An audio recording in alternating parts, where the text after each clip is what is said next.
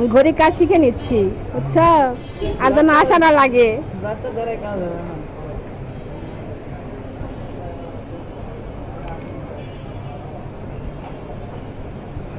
পারবো না, পারবেন না।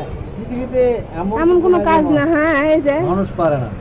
চেষ্টা করলে সবই পারা যাবে। কেউ মায়ের পেট থেকে শিখে আসে না, না, আসেই এসেই শিখে। হ্যাঁ,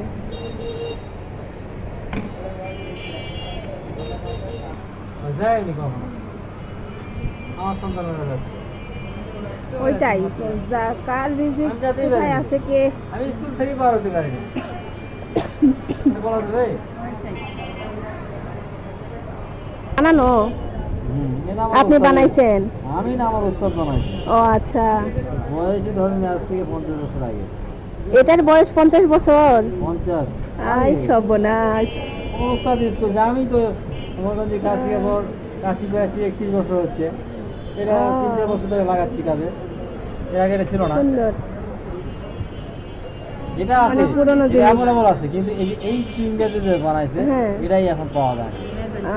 এইটাই হলো এই যে কি সুন্দর করে দিচ্ছে। এটাতে কাজ করে চশমার জন্য এটা সুন্দর। চশমায় লাগবে, হবে না এটা দিয়ে। চাইলেই নতুন ঘড়ি কেনা যায়, বাট এই ঘড়ির মূল্য অন্যরকম। একটা কাজ করেন, এটা মেশিনটা ব্যাটারিটা বদলাই দিয়ে পুরোটা লাভ হবে না, মেশিনটা শেষ করে দিই। কি সমস্যা? আর একটু প্রবলেম আছে, দাম বেশি না, একটু কতটা করে